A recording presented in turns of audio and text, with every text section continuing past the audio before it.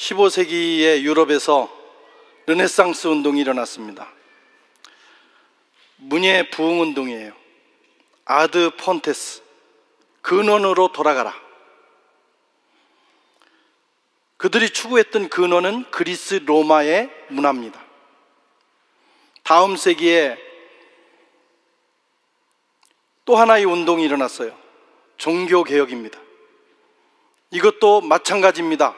근원으로 돌아가라. 본질로 돌아가라. 교회의 본질은 초대교회에 있었습니다. 르네상스가 그리스, 로마 문화로 돌아가서 그것을 새롭게 발전시킨 것처럼 기독교의 종교개혁은 그동안 중세교회가 잃어버렸던 교회의 본질, 초대교회가 우리에게 전해준 그 교회의 본질을 다시 되찾는 운동이었습니다. 그것을 다른 말로 부흥이라고도 해요. 회복이라고도 해요. 부흥은 많은 사람이 모이는 것만 부흥이 아닙니다. 더 중요한 것은 본질을 되찾는 거예요. 그러면 교회는 생명을 얻게 되고, 생명을 얻은 교회는 자연스럽게 열매를 맺는 겁니다. 그래서 양적 부흥도 자연스럽게 따라오는 거예요. 오늘 우리가 읽은 본문은 초대교회가 어떤 모습이었는지를 우리에게 자세하게 말씀해 주고 있습니다. 이제 2023년을 시작하면서 우리 교회가 이 초대교회의 모습을 다시 한번 묵상하고 그 근원으로 돌아가는 아드 폰테스 하는 그런 역사가 있게 되기를 축원합니다. 먼저 초대교회는 사도들의 가르침을 받는 교회였어요. 42절에 그들이 사도의 가르침을 받아. 이게 대단히 중요한 초대교회의 특징입니다. 사도들은 가르쳤고 성도들은 배웠어요. 가르치고 배우고 공부하는 교회, 이것을 디다케라고도 합니다. 그들이 배운 내용은 사도들의 가르침입니다. 사도들로부터 말씀의 정통성을 배웠어요. 그냥 여기저기서 배운 것이 아니라, 스스로 터득한 것이 아니라, 사도들, 예수님이 이 땅에 계실 때 예수님을 따라다니면서 직접 말씀을 듣고 그의 죽으심과 부활을 경험했던 사람들로부터 복음을 받는 거예요. 그래야 가장 정확한 것입니다. 그래야 엇나가지 않는 거예요. 초대교회가 배운 말씀의 내용, 컨텐츠는 사도들이 전해준 메시지입니다. 그것을 교회의 사도성이라고도 해요. 여러분, 미신은 열심을 다하지만 내용이 없는 것입니다. 미신을 섬기는 사람들이 경전이 있습니까? 또는 그 사람들이 무슨 교리 공부를 합니까? 그런 게 없어요. 물 떠놓고 새벽부터 열심히 하는 거예요. 공부는 안 합니다. 여러분, 신앙생활도 공부 안 하고 열심만 내다가는 미신행위가 되는 거예요. 배워야 합니다. 고등종교라는 게 있어요. 고등종교. 기독교, 불교, 이슬람교, 그리고 유교, 이런 고등종교의 특징은 경전이 있어요. 모든 고등종교는 경전이 있고 가르침이 있고 그것을 부지런히 배운다라는 거예요. 그 경전으로부터 교리가 나옵니다. 그 경전을 배우고 교리를 배우는 것이 고등종교예요. 모든 고등종교에는 이단이 있어요. 기독교만 이단이 있는 게 아니에요. 다른 종교에도 이단이 있어요. 그 이단은 뭐냐면 그 경전을 가지고 배우는데 약간 삐딱하게 배우는 거예요. 다시 말하면 우리가 성경, 이 사도들이 우리에게 전해준 이 복음을 담은 성경도 어떻게 해석하느냐가 중요하거든요. 해석을 사도들의 시각으로 해석하지 않고 어떤 잘못된 안경을 쓰고 해석하면 그게 바로 이단이 되는 것입니다. 정통을 벗어난 가르침. 여러분, 신앙생활 잘 하시려면 성경을 배우고 신앙을 배우고 교리를 배워야 돼요. 공부 안 하고 열심만 내면 굉장히 위험하다. 그래서 연초가 되면 교회에서 여러 가지 신앙 강좌를 개설을 하고 여러분들을 참여시키는 겁니다. 우리 신앙이 미신으로 떨어지지 않기 위해서는 이런 1년에 최소한 하나씩은 참여해서 여러분들이 공부를 하셔야 돼요. 공부를 하되 제대로 배운 사람한테, 다시 말하면 정통성 있는 가르침을 줄 수 있는 사람한테 배워야 합니다. 성경이라는 건 자칫하면 코에 걸면 코걸이, 귀에 걸면 귀걸이가 돼요. 똑같은 말씀을 가지고 오늘 전 세계에서 이 성경 가지고 수많은 설교자들이 설교를 하는데 설교가 다 다르잖아요. 설교가 다 달라도 그 가운데는 정통이 있고 이단이 있습니다. 정통은 어떤 사도적 메시지의 방향을 같이 하는 거예요. 이단은 자의적으로 해석하는 거예요.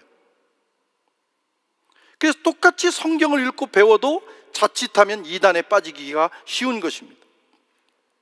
그래서 정통교회에서 정통신학을 한 목사, 목회자, 사역자들한테, 신학자들한테 성경의 가르침을 받는 것이 대단히 중요하다.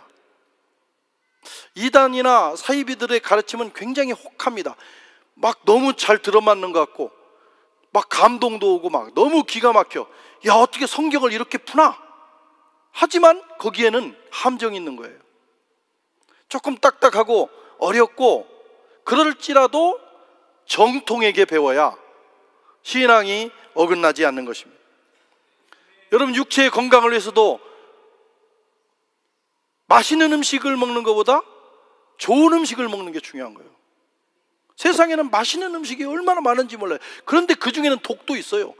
그 맛있는 음식, 미식가들이 맛있는 음식 찾아내다가 건강을 해칩니다. 미식가들이 장수하지 못해요.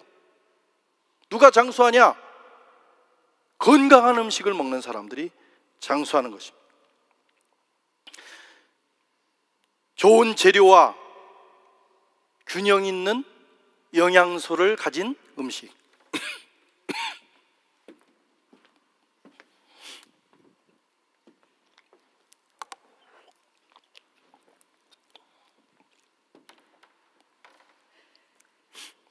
그 음식을 골고루 정확하게 먹으면 건강해집니다.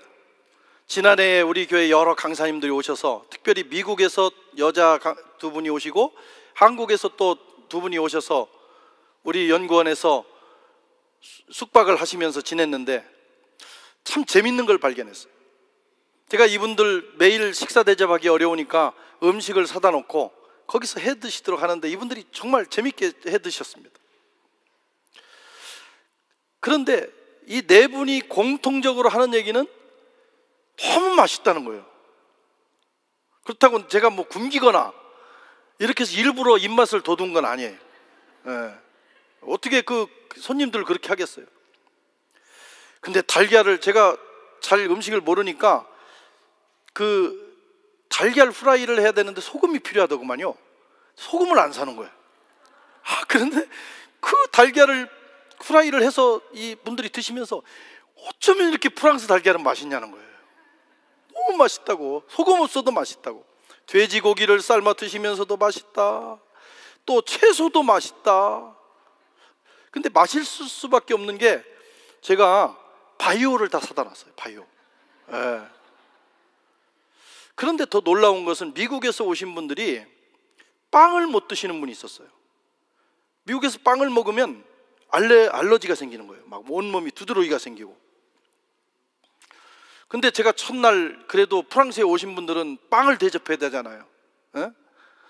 그래서 아침에 일찍 일어나서 파리에서 불렁저리에 가가지고 막 첫 시간에 빵 나온 거, 바게트, 뭐 크루아상, 뺑오 쇼콜라 뭐 이런 걸 골고루 사가지고 정말 따끈따끈한 걸 갖다 대접을 했는데 안 먹을 수가 없잖아요. 그 새벽에 목사가 사가지고 왔는데. 그래서 드시기 시작했는데 참 놀라운 건 며칠 지난 다음에 이분들이 계속 빵을 먹는 거예요. 그러면서 하는 말씀이 이상하다는 거예요. 그 빵을 그렇게 드시고 나중에 일주일 동안 드셨는데 몸이 괜찮은 거예요.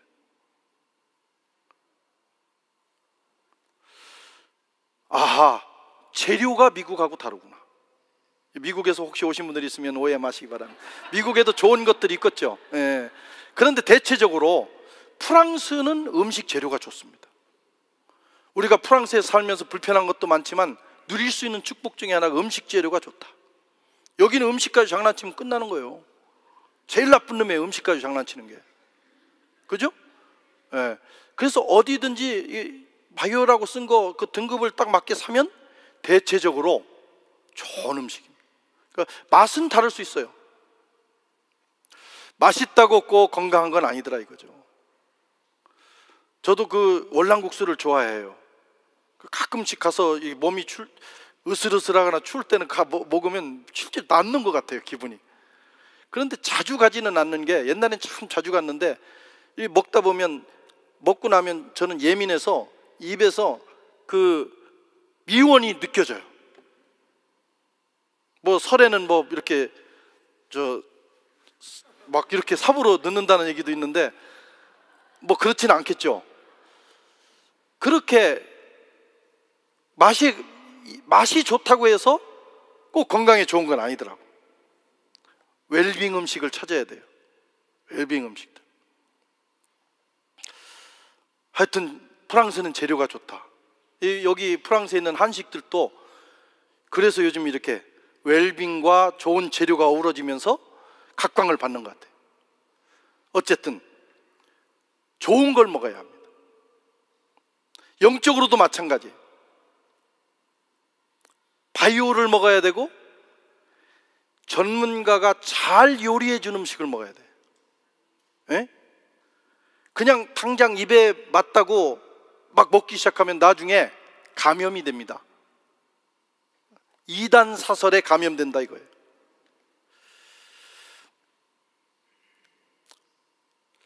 그래서 그걸 분별할 수 있는 능력이 있을 때까지는 공부하셔야 돼요. 많이 공부하고 나면 딱 압니다. 이건 들을 필요도 없다. 그런데 그렇지 않은 사람들은 거기 훅 빠져버려요. 지금은 사도가 없습니다. 그러나 사도적 가르침은 존재하는 거예요. 그게 2000년 동안 수많은 학자들의 논쟁을 통해서 뭘 지켜냈냐면 사도적 정통성을 지켜낸 거예요. 그러니까 어느 날 성경 은혜 받고 성경 읽고 계룡산에 가서 오늘 나 깨달았다, 그 사람 얘기 들으면 안 된다는 거예요. 근데 한국 사람들은 그 사람 얘기 듣기를 좋아해요. 왜냐하면 너무 신기하니까. 그 사람 얘기가 너무 신기하잖아요. 한 번도 들어보지 못한 해석을 해내잖아요. 그게 문제인 겁니다. 2000년 동안 정통으로 내려온 해석을 들어야 되는 거예요. 아멘. 오늘날은 유튜브 시대. 유튜브를 열기만 하면 전 세계 수많은 가르침들이 있어요.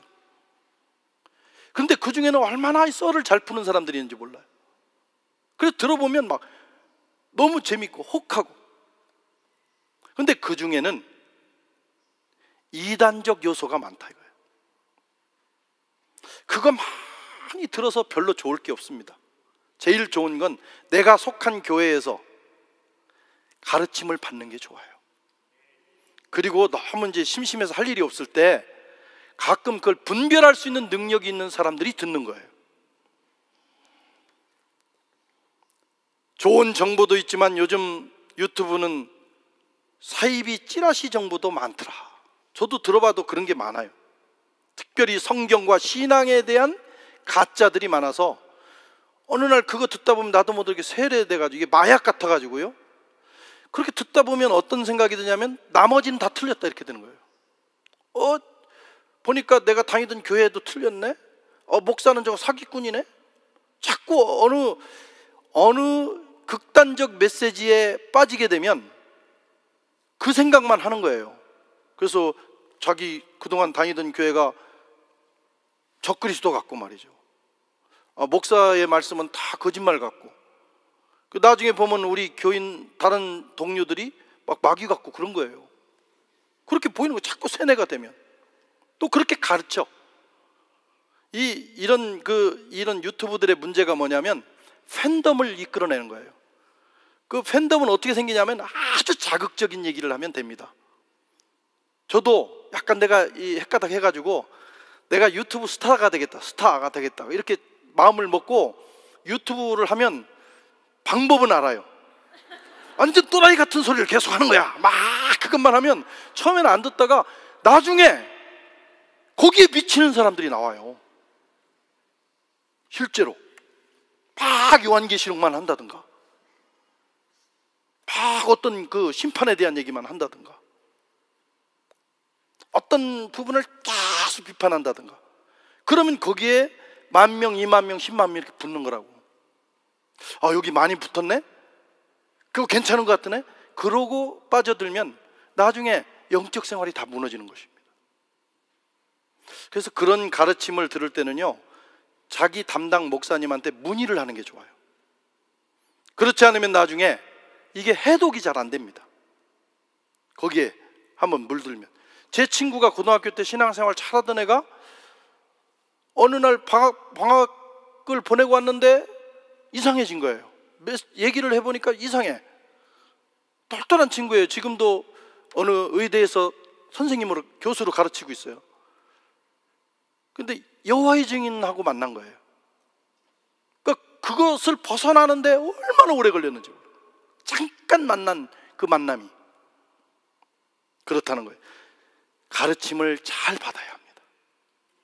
잘 배우셔야 돼요. 정말 여러분들을 위해서 드리는 말씀이에요. 두 번째로, 초대교회는 서로 교제했다. 서로 교제하며 떡을 떼며 42절. 사귐이 있었다 이거예요. 어떤 사귐이냐? 라 꼬미니옹 프락테흐넬, 사랑을 전제로 한 형제가 있는 사귐이 있었어요. 교회는 어떤 곳이냐? 초대교회의 원형질은 뭐냐? 이런 아름다운 사귐이 있는 공동체였습니다. 이걸 코이노니아라고도 해요. 세상의 사귐은 빈부격차를 나누죠. 끼리끼리 논다 이거예요.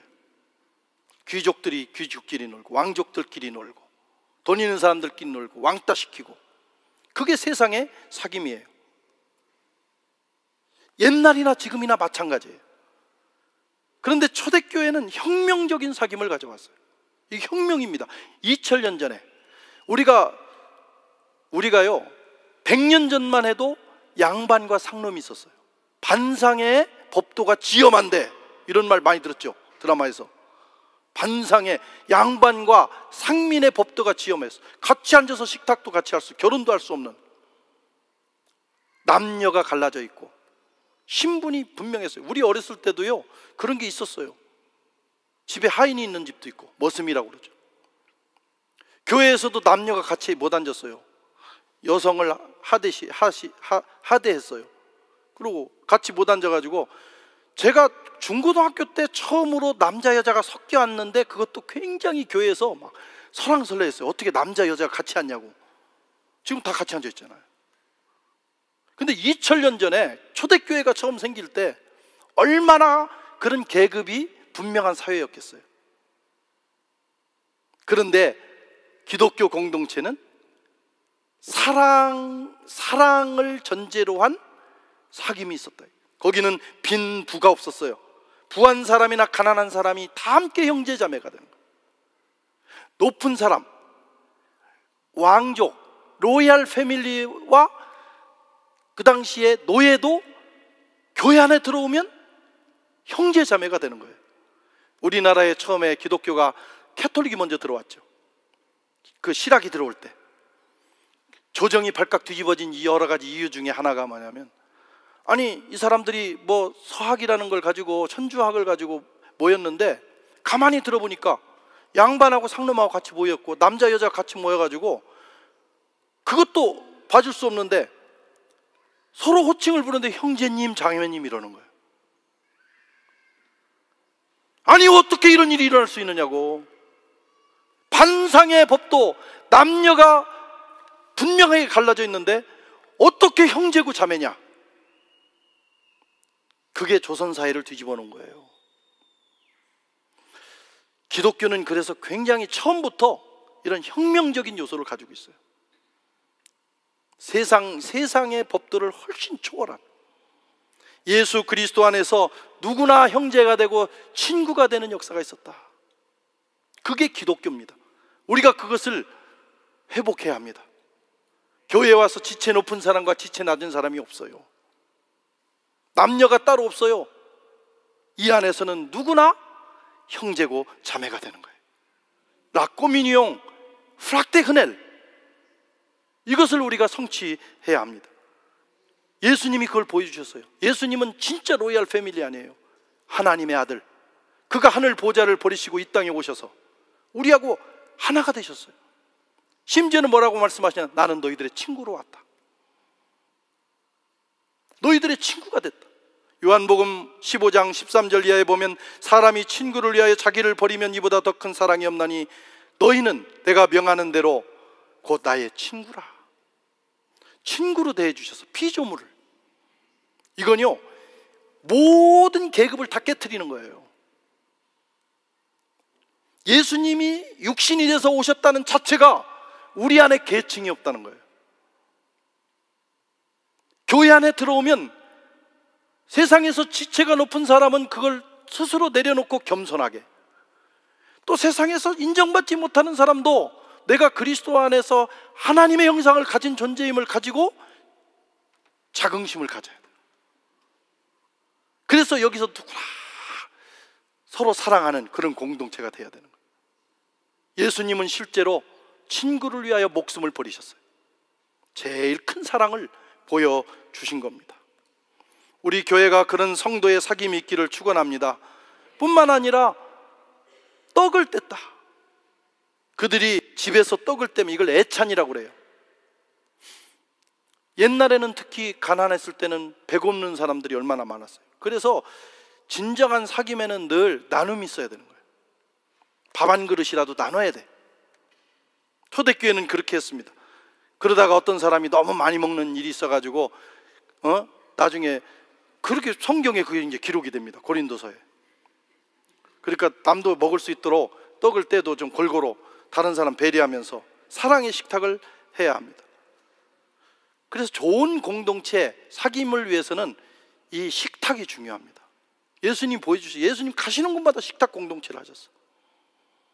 그 예배 끝나고 어디 3, 3, 5에 모여서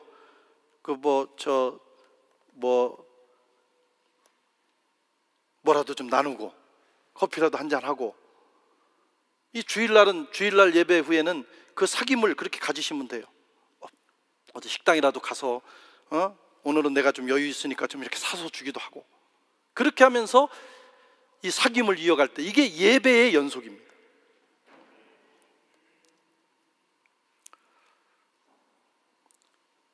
그 다음에 세 번째는 예배에 힘쓰는 공동체였어요.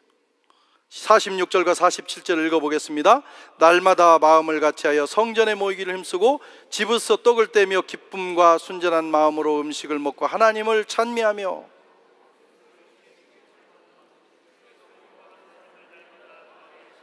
아멘. 여기 나온 모든 명사들은 다 합치면 그게 예배입니다. 예배 안에 이게 다 있는 거예요.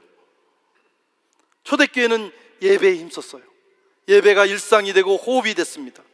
이것이 초대교회의 본질이에요. 그들은 예배를 너무 좋아했어요. 물론 위험이 뒤따랐어요. 그러다가 걸리면 체포되고 고문당하고 감옥 가고 죽는 거예요. 그러나 그 예배를 포기할 수 없었어요. 나중에는 카타콤에 들어가서라도 그들은 예배를 드렸어요.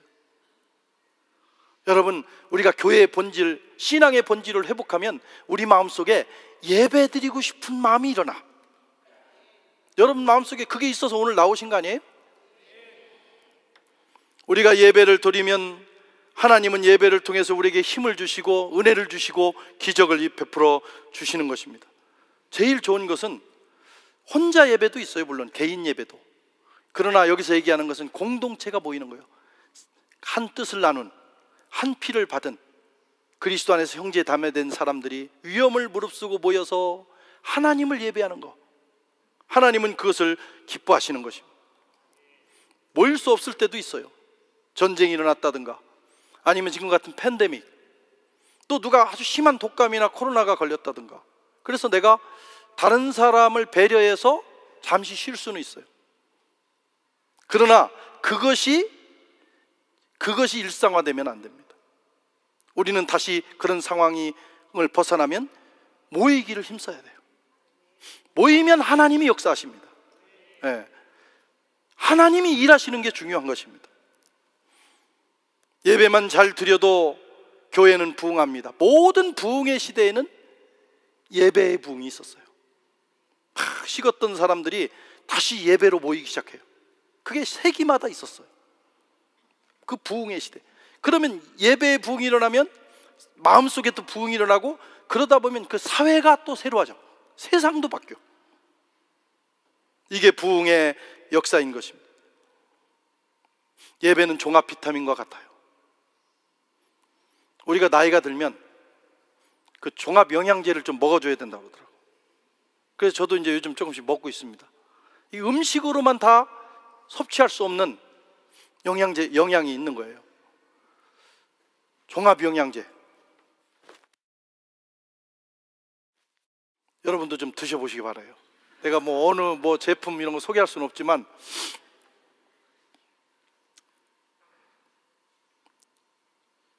이 종합 영양제를 먹듯이 예배를 드리면 우리에게 영적 생활에 필요한, 또 우리가 이 세상 살아가는데 필요한 그 하나님의 그 공급하심이 골고루 우리에게 흘러 들어갑니다. 그러니까 이게 따질 거 없어요. 이게 비타민 A냐 D냐 뭐냐 따질 거 없어요. 그냥 먹어. 그러면 되는 것처럼 예배를 드려요. 꾸준하게 예배를 규칙적으로 드리다 보면 우리가 영적으로 충만함을 얻고 하나님의 역사하심이 우리 삶에 흘러넘치는, 그래서 내 잔이 넘치나이다 이렇게 고백하는 기적을 체험하는 거예요. 예배를 통해서 영혼도 힘을 얻고 마음도 힘을 얻고 우리 육체도 변화됩니다. 건강해지고, 또 예배를 잘 드리고 은혜만 받고 나도요, 얼굴이 달라져요. 막 들어올 때는 온 세상의 짐을 다, 근심을 다 짊어진 사람처럼 갈매기 몇 개 그리고 왔던 사람도요, 예배 잘 드리가면 쫙 펴지면서 해같이 빛나는 인생이 된다. 믿으시기를 바랍니다. 믿는 자에게 복이 있을지어다. 그래도 나는 그런 게 있냐 그러고 예배 자꾸 빼먹으면 좋을 게 없어요. 기도하기를 힘썼습니다. 오로지 기도하기를 힘쓰니라. 프로슈케, 기도한다라는 말과 기도처라는 말입니다. 초대교회는 모일 때마다 기도했어요. 그리고 그들이 모이는 장소는 다 기도의 처소가 됐습니다. 초대교회는 기도를 생명처럼 여겼어요. 그리고 그들이 기도할 때 어려운 상황이 변화됐어요. 감옥문도 열렸어요. 절대로 변화될 것 같지 않던 사람도 변화되는 거예요. 사울도 변화돼서 바울이 되고, 저 거대한 로마도, 박해자 로마도 변화돼서 기독교 국가가 돼버렸어요. 기도의 능력인 줄로 믿습니다. 기도로 장벽을 돌파하고 세상을 변화시켜야 합니다. 기도는 초대교회의 원형질이에요. 초대교회의 정체성이 뭐냐? 기도하는 공동체. 예수님께서도 말씀하기를 마태복음 21장에 저희에게 이르시되 기록된 바 내 집은 기도하는 집이라 일컬음을 받으리라 하였거늘 너희는 강도의 규례를 만드는도다. 성전이, 예루살렘 성전이 어떤 곳이냐? 기도하는 곳이라는 거예요. 예수님의 몸인 교회, 이 거룩한 주님이 거하시는 성전의 정체성이 뭐냐? 기도하는 곳입니다. 다른 거 다 있지만 기도가 빠지면 안 되는 거예요. 풀로 신학교의 신학자였던 피터 와그너 박사는 한국교회를 연구하고 내린 결론, 한국교회가 어떻게, 지금도 미국 다음으로 선교사를 많이 보내는 교회고, 우리 한국교회는요, 지금 한국교회가 어쩌다 저쩌다 하지만 아직도 한국교회가 해야 될 일이 있고 한국교회에 굉장한 희망이 있어요. 한국교회만이 할 수 있는 일들이 지금 너무나도 많아요. 근데 한국교회가 어떻게 여기까지 왔느냐? 그 비결을 이 사람은 기도로 봤어요. 다른 세계 교회에 없는 특징 중에 하나가 뭐냐면 한국교회는 기도의 파워가 있다. 이 사람들은 모이면 기도한다. 언제부터? 새벽부터. 까무러칠 일입니다. 새벽에 일어나서. 우리 시골에서는요 4시에 일어나서 초종 치고 그 다음에 일어나라고 종 쳐. 그러고 이제 시작종 또 쳐요. 재종 치고. 그래서 보통 4시 반 예배가 있어요. 또 2부에 5시 반 예배 있고, 그리고 나서 일하러 나갔어요. 그리고 나가서 일하고 와서 아침 드시고 또 이제 오전 일 나가고. 그래가지고 이걸 선교사님들이 아프리카 가가지고 적용을 하니까 아프리카 사람들이 정말 환장할 일입니다. 선교사님이 새벽 기도 나오라고 하니까 자야 되는데 그 더운 데서. 근데 놀라운 것은 아프리카를 가보면요, 새벽 기도를 하는 현지인 교회들이 생겨요. 근데 그 사람들은 영혼이 살아나요. 영혼이 살아나고 정신이 살아나니까 그 인생이 바뀌고 세상을 바꾸는 부흥의 역사를 경험합니다. 야, 그게 한국교회에서부터 가는 거예요. 한국교회는 모이면 기도했습니다. 부흥회 했습니다. 산기도 했습니다. 요즘은 산기도가 별로 없는데 제가 신학생 때만 해도 우리 장신대 뒤에 아차산, 그 아차산은 그 무슨 장군이요? 그 온달 장군의 그 산성입니다. 온달, 바보 온달이라고 하는데 바보 아니더라고요. 우리 거기 가서 금요일 저녁이면 전 서울에 있는 교회들도 올라오고 신학생들이 올라가서 기도 소리가 바글바글 했어요.